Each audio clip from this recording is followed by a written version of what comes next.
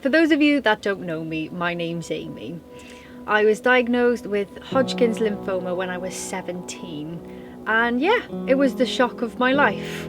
I never in my life thought it could be cancer or anywhere near as drastic as that. You don't think that that's going to happen to you being 17. I was literally just about to start my life, you know, become an 18-year-old, and I thought that was all going to be taken away from me. I was diagnosed on the Friday, and on the Tuesday I started a 10-month cycle of chemotherapy, and nobody around me could really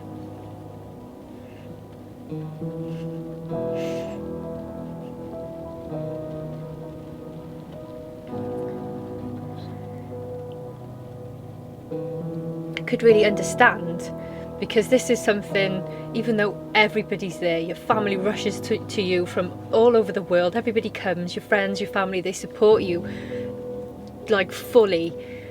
You have to do this, like you have to go through this. And at 17, it was scary. It was so scary. Into my second chemo, my hair started falling out. So when my hair started falling out on the pillows, I would just lock myself away. I didn't want anybody to see me like that, you know. I didn't have the confidence then that I do now, and I'm ashamed of that. I am. I truly wish I could have just embraced it, you know, and wore my bald head and showed everybody and really stood proud that I was battling something so big. It just strips you of normality, of wanting to feel normal. The fact that it takes your hair makes you stand out, and I think that's one of the most horrible things about cancer. It makes people know that you've got it. Having cancer is not just, oh, you have to have chemo and that'll get rid of it. Having chemo makes you susceptible to everything. If anyone's got a cold, they can't come and see you. I couldn't go shopping. It took away every part of my health that I had. I could barely walk up the street. About 5 months into chemotherapy, I contracted pneumonia. I was on watch, basically. My family and friends were told to come in just in case. It was the scariest part of my journey. I was in intensive care for 3 to 4 days, and luckily my body fought off the pneumonia. A few weeks later, I finally had some good news. So they cut my chemotherapy early. They said, your scans look good. If you're happy to not go through any more chemo, you don't need to. And I was like, I'm done with that, absolutely. They did one last scan and I was waiting for the results. At the time I was working in a call centre, which I absolutely hated. It was a new job, so I was surrounded by like new people. So when I got the call to say that I'd been given the all clear, it was insane in my head. Like, I was elated. But nobody else really got it. Nobody knew. Like, I'd not told anybody. So it was kind of, you know, it was a celebration for myself. But there's no better news than that.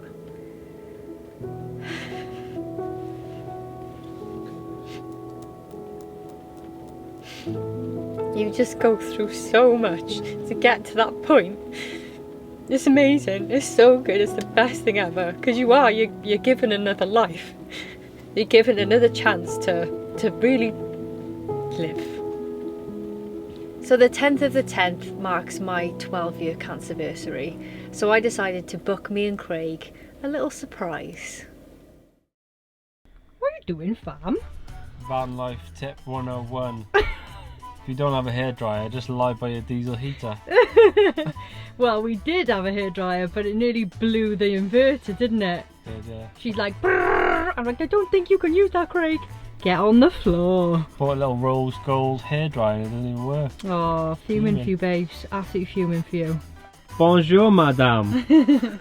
I don't even know if it's on right. I've never worn a beret before, so Comment toutes barrette? I don't know what you're on about. Neither do I. Look smart, babes. Thank you. Happy 12-year cancerversary, my love. Thank you very much, Craig. It only seems like yesterday that I was like going in for chemo. I guess that's just something that doesn't leave you. So every year on the 10th of the 10th, we always get a reminder, don't we, Craig, of how we should truly be living our lives. How lucky we both are, really, you know? Because if you didn't know, Craig broke his neck as well in New Zealand. But watch this video to know all about the backstory of Kinging It and how it grew into what it is today. But yeah, so we've got a wonderful day planned by, that would be me. Who cooked breakfast this morning? Who planned what we're going to do today? Where's my mother Jeffing cake? These aren't rhetorical questions, Craig. Yeah, Amy has planned this. I was going to plan something, but she was like, I've already done it. You've done it. What more could I do, you know? Shirts are us today, babes. We're posh. I know. Like a couple of days ago, I was like, you're going to need a bikini, like trying to throw him off the scent. But yeah, so today we are going to go and have afternoon tea on a steam train. Oh, yeah. No way! Yeah! Class! So that should be lovely. I've let him know we're vegan and we need everything vegan. Come on, babe. And it goes through the Cairngorms National Park. It's going to be, although it's raining, it's going to be beautiful. Oh, that sounds wicked. Yeah, should be really good. Happy Cancerversary to me.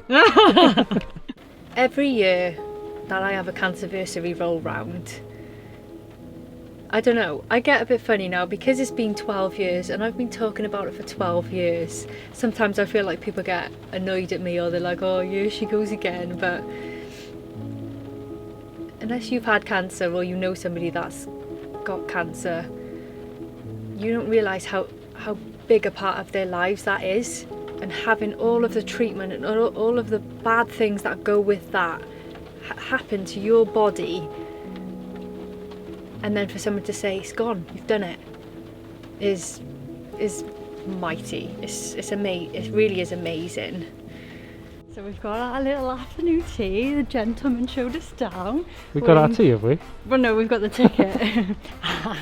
So we're in coach B, which means we're eating. I'm so starving. B for Craig. Banzi. B for Banzi. Buns and stuff. And someone's going to show us to our seats when we get there. Posh, I'm glad I wore a shirt today. Posh, innit?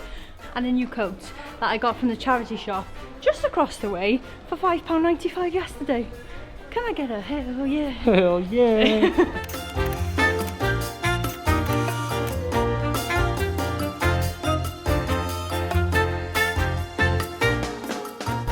They don't hang around, Craig. We must have been late. Wave to your fans then.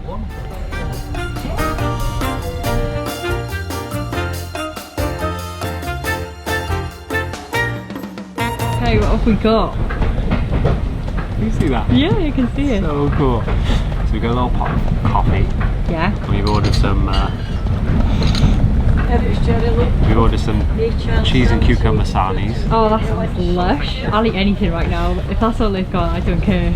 And they've also got like a cake stand for us, so it's going to be like a big one of them, is it? I think so. Hopefully, fingers crossed. All the desserts are chocolate, and Amy doesn't eat chocolate, so mug me. You did me a solid, didn't you, Craig? You scraped all the chocolate off the top of the flapjack, so I'm gonna have that. You're good to me. It's all really good though. These taste like Christmas. I don't know what's in them, but yeah, we're enjoying ourselves, aren't we? Lovely. Having a good time. The 10th of the 10th for me is not just a celebration, but it's also a reminder of all the people that I've lost in my life and that I knew.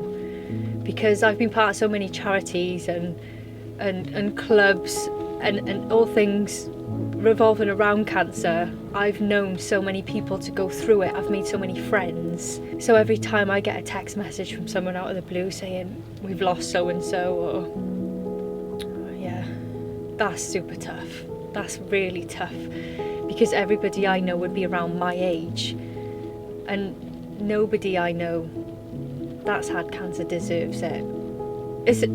It's a roller coaster of a day, because I go through, wake up, feel like it's my birthday. I'm like, oh wicked, you know, 12 years, 13 years, 14 years, and then I think of the people that we've lost, and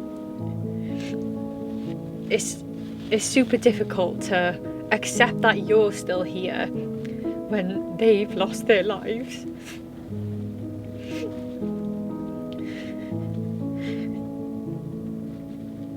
Through the same disease. So you go through a dip then of thinking about them and wondering, well, why was I chosen to stay? Why were they taken and I wasn't? And do their families look at me and think, oh, she's got another year all clear? And then I'm like, oh, maybe I shouldn't celebrate it, There's so many emotions that go through with it. But then I think, no, I hope that they would be watching down. Or I said to Craig earlier, sometimes I feel like they're with me on this day. They all round each other up and go, all right, it's Amy's cancerversary, so we should go and be with her today. And I always think of them, and whatever I do on this day, I'm like, they're here somewhere, like cheering me on. And hopefully I do a good job of making them proud and living the best I can. I do miss them though.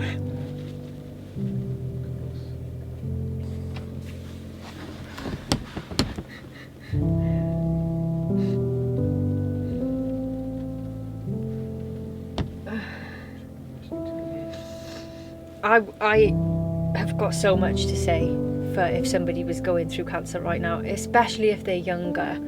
Like, I wish I could go back and tell myself so many things.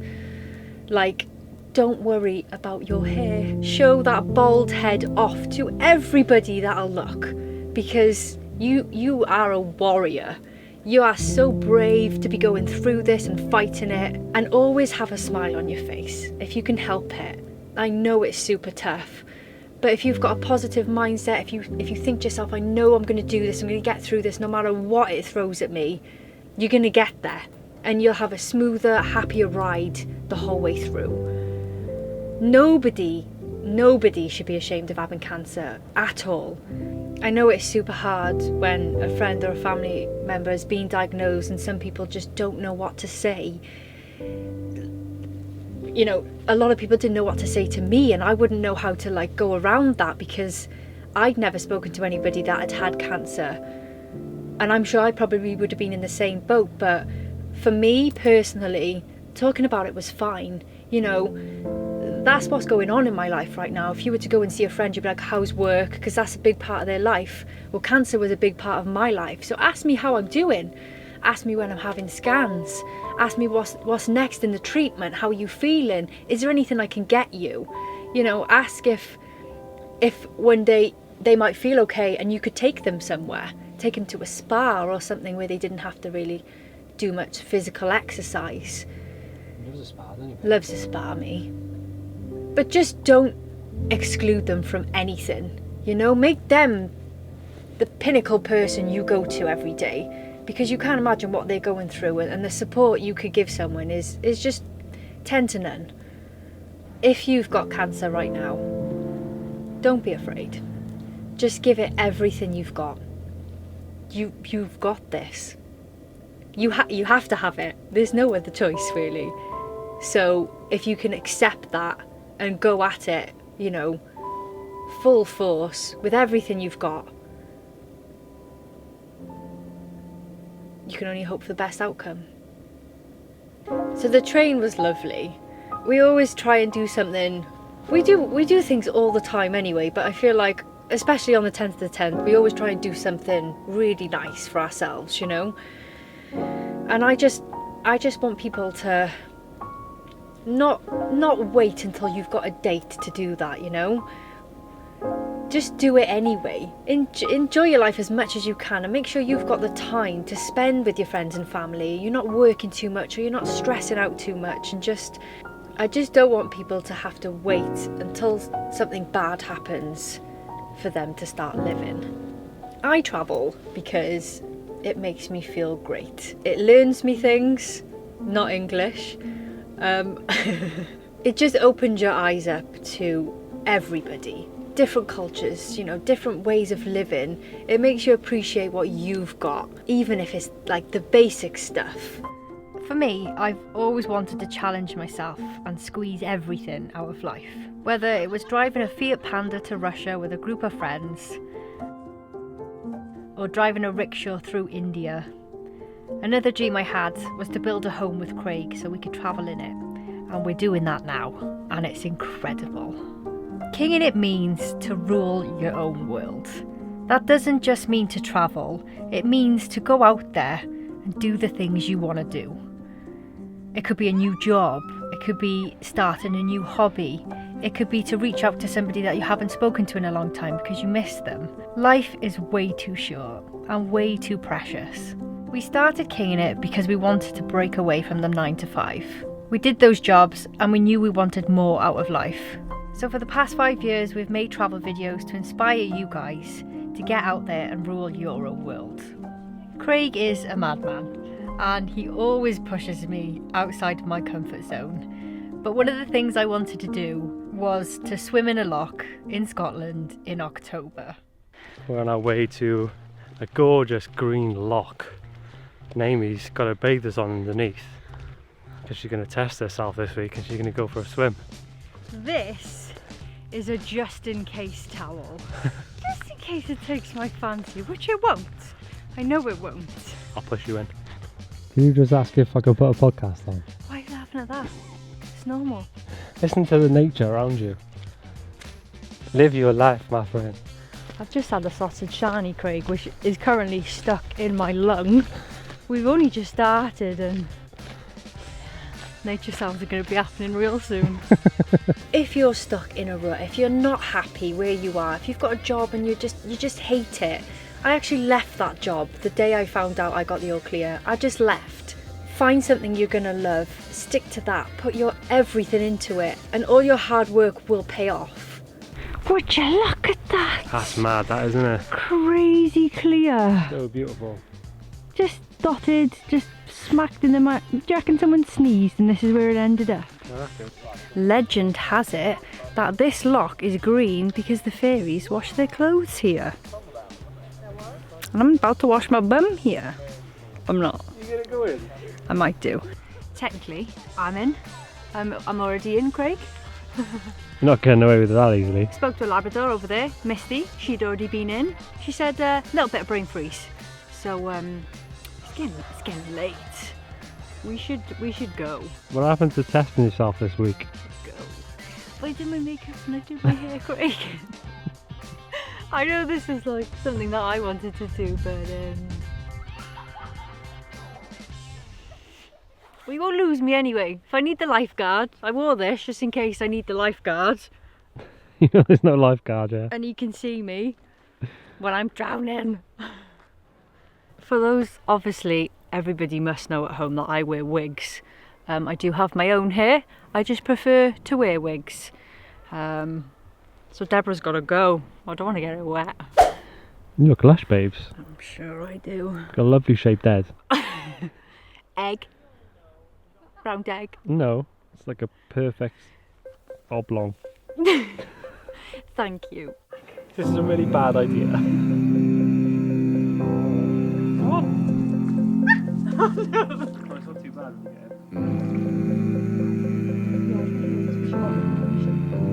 Hurry it out, come on, don't check it out.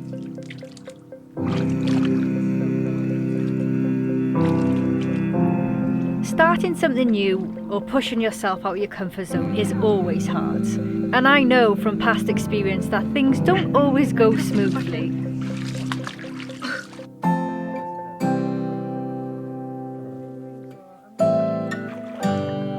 But having a reason why and believing in yourself, that's what will get you to the finish line. Even if it is f***ing freezing.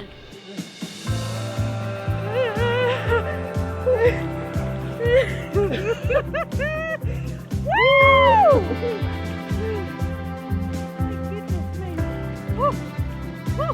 The way back. You did it.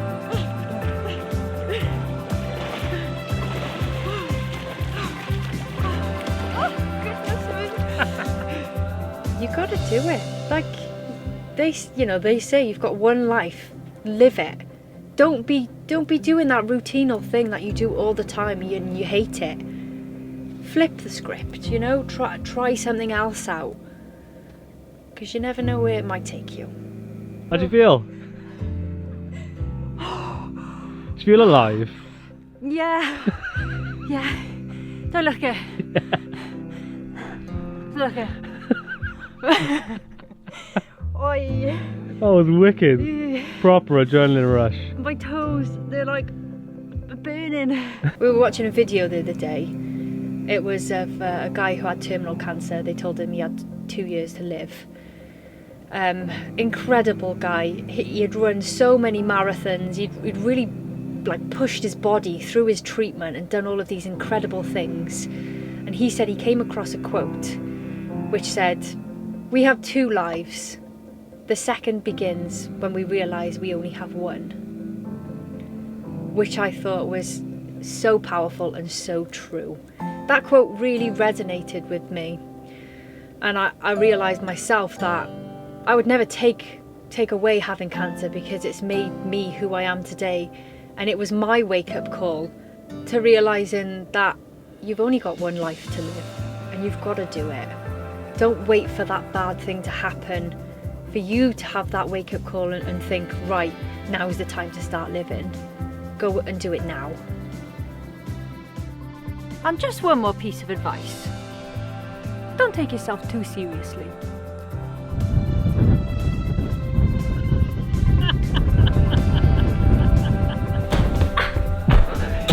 You right there, buddy?